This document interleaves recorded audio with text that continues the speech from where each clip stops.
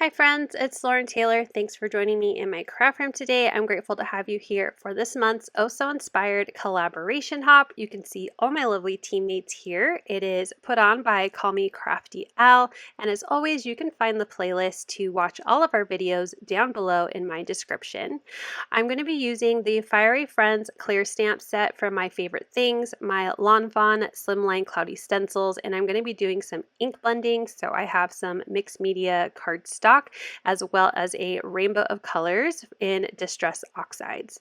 Now this month we are inspired by Mindy Egan. I have a picture coming up here that shows a bunch of different cards that we have selected for this month, but I'm going to focus on that rainbow card. I just think it's so beautiful. I love the colors, and I really wanted to create a fun, bright rainbow background. And that was Abby. She wanted to say hi. So I'm going to start with making my rainbow background. That's going to be what is mostly inspired by this month's project. I'm grabbing one of my slimline stencils, and I have my waffle flower grip mat and my stencil silicone mat. So I'm ready to go here on my glass board. So I'm going to use the stickiness of the grip mat to hold my stencil and paper in place. And then I have my ink pad holder here on the left. I'm going to move it back and forth depending on where my stencil's at. Since it's a slimline stencil, it's very long. So let's start with adding our clouds. I'm going to start and end with pink and then fill in clouds through the rest of the background with the rest of the colors. So the first color is Kitsch Flamingo. I'm using my Trinity Stamps blending brushes, and in between each layer of clouds, I'm just using a cloth to wipe off the excess ink and then shifting over the stencil so my clouds have a different design as it goes down the background. I didn't do any type of measuring to make sure all my colors would fit, so I'm very happy that it turns out I can get them all to fit, but I did just do my best guess at spacing. Next, I'm going to bring in dried marigold. I like to start on the stencil and bring the color up into the paper. That just helps from having or not having a like a rough start, like a big blob of ink on my paper.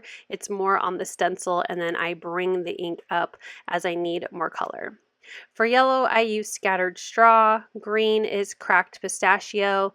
I went with a tealishy color because that's what Mindy did. So I'm bringing in salvage patina, tumbled glass for blue, and then shaded lilac for the purple. And like I said, I will finish off the card at the bottom with a little more pink. So I'm going to bring back in that Kitsch Flamingo to finish off my sky here on the bottom. I apologize for being a little shaky. I'm a very aggressive ink blender, and my setup it causes my camera to shake, so sorry about that. I'm going to put away all my blending brushes, making sure not to get any of those fine little hairs stuck and getting trapped outside of the container.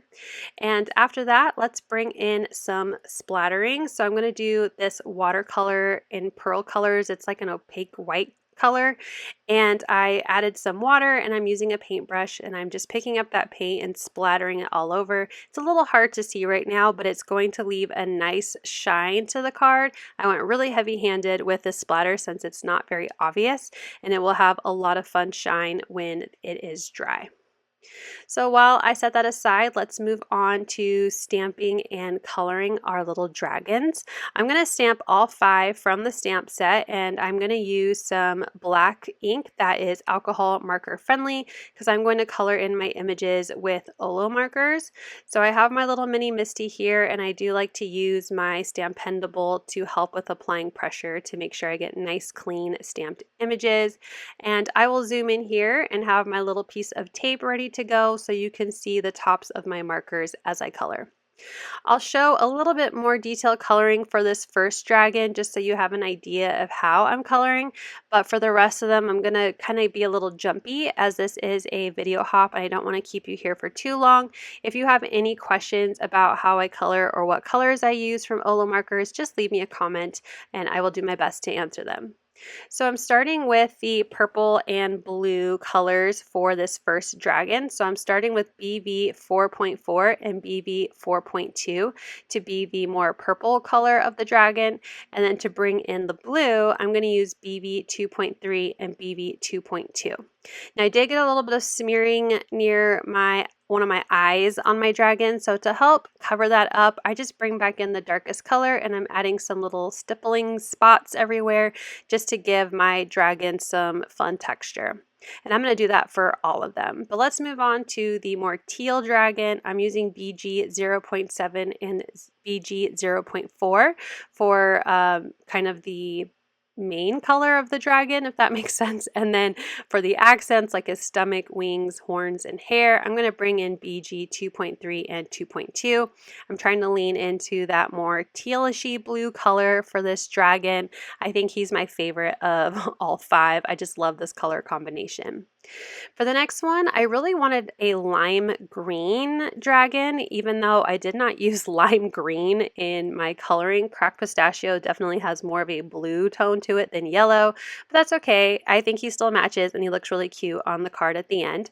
So for the green, I used YG 2.3 and 2.1, and then for the yellow accents, I'm using Y 1.2 and 1.1. I didn't think there was a big enough difference between the two colors, so I did bring in YG 2.5 to darken up the green and then colored it again with the other 2 shades just to give it more of a difference between the yellow and the green. My orange dragon, I'm starting with O 2.4 and the lighter tone is O 2.2.